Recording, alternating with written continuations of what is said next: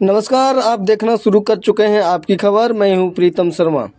गोड्डा की नगर सरकार चुनने का वक्त आ गया है। शहर की गलियों से लेकर चौराहों तक बस एक ही चर्चा है। वैसे तो यह चुनाव किसी पार्टी के निशान पर नहीं है, लेकिन जब झारखंड के दिग्गज नेता और पूर्व मुख्यमंत्री बाबूलाल मरांडी खुद मैदान में उतरकर किसी के लिए समर्थन मांगे, तो समझ लीजिए कि हवा का रुख बदल चुका है। जी हाँ, हम बात कर रहे हैं गोड्डा नगर अध्यक्ष पद के कर्मठ उम्मीदवार अनिल शाह की।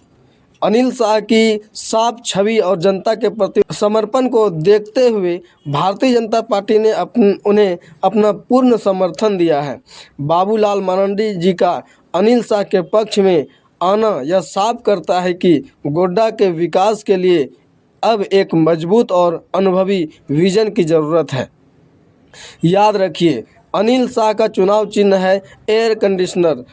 जैसे एसी तपती गर्मी में राहत देती है, वैसे ही अनिल शाह का वादा है गोड्डा की जनता को भ्रष्टाचार और अव्यवस्था से राहत दिलाने का। भले ही बैलेट पेपर पर पार्टी का नाम न हो, लेकिन आपका एक एक वोट सीधे विकास और विश्वास को जाएगा। तो गोड्डा वासियों, क्या आप तैयार हैं एक नए और विकसित गोड्डा के लिए? आने वाली तारीख को भूलिएगा मत। झारखंड के पूर्व मुख्यमंत्री ने क्या कुछ कहा मीडिया बंधुओं से, उन्हीं के जुबानी सुनिए वीडियो के माध्यम से। चलो सर, जिला मुख्यालय पहुंचे हैं, क्या कुछ संदेश आएगा? देखिए, निर्देश तो आप सब लोगों ने सुना ही है कि भारतीय जनता पार्टी ने यहाँ दलगत चुनाव नहीं है, लेकिन दल के हमारे कार्यकर्ता चुनाव लड़ रहे हैं और पार्टी ने तय किया कि भाई अनिल जी को पार्टी के कार्यकर्ताओं का समर्थन होना चाहिए। और इसीलिए हम संथाल परगने के दौरे पर आए थे, खास करके पाकुड़ जिला, साहेबगंज जिला के 3 नगर निकाय क्षेत्र, फिर महागामा और फिर आज गोड्डा आए। और इसी प्रकार के सभी स्थानों पर जो कुछ प्रमुख कार्यकर्ताओं के साथ बैठ कर के सुबह से मैंने यही आग्रह किया है कि सब लोग मिल कर के पार्टी की ओर से जो समर्थित उम्मीदवार हैं उनको जिताने के लिए तन मन धन लोग लगा दें, ताकि नगर निकाय के क्षेत्रों में भारतीय जनता पार्टी के कार्यकर्ताओं की सरकार बने। ये हम सब लोगों के प्रयास है और मुझे लगता है कि इस बार फिर से झंडा लोग गड़ेंगे यहाँ पर। नगर परिषद क्षेत्र में क्या करेंगे? हाँ? नगर परिषद क्षेत्र में भी भ्रमण करेंगे? नहीं, बाकी लोग करेंगे, हम भी रहते तो जरूर भ्रमण कर लेते, कुछ कुछ मोहल्ला वोहल्ला में जाते, लेकिन जो कि आगे मेरा कार्यक्रम है। राज्य में कितने सीट पे आप लोग भाजपा के? सभी 48 जो सीटें हैं सभी स्थानों पर पार्टी के कार्यकर्ता। पिछले बार दलीय चुनाव था, इस बार दलीय दलगत से ऊपर हट रखे हैं, तो क्या लगता है? पिछले बार तो रिजल्ट मतलब कुछ और था गोड्डा का, इस बार क्या लगता है?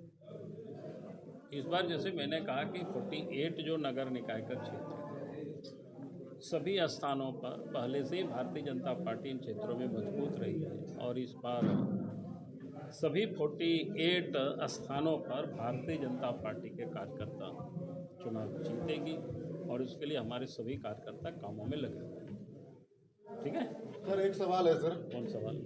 पुराना समाहरणालय के सामने जो है बाबा साहब भीमराव अंबेडकर का प्रतिमा स्थापित किया गया है। पिछले जो पुण्यतिथि था 6 दिसंबर को, तो वहाँ पर सर माल्यार्पण करने के लिए नहीं दिया गया था किसी भी जनसेवक, जनप्रतिनिधि या आम लोगों को। तो आप क्योंकि झारखंड के नेता प्रतिपक्ष हैं, तो कैसे आप देखते हैं इसको? देखिए, मैं समझता हूँ कि अगर बाबा साहब भीमराव अंबेडकर जी की प्रतिमा लगी हुई है तो उसका अनादर नहीं होना चाहिए और जनप्रतिनिधि ही क्यों भी जनता को भी वहाँ पर पुष्प चढ़ाने का अधिकार है। बाकी तो और क्या मामला है मैं नहीं कह सकता हूँ, लेकिन अगर उनकी प्रतिमा लगी 144 लगा दिया गया, वही मैं कह रहा हूँ गलत किया है कि अगर इसको एक प्रकार से बाबा साहब भीमराव अंबेडकर जी का वो अनादर है।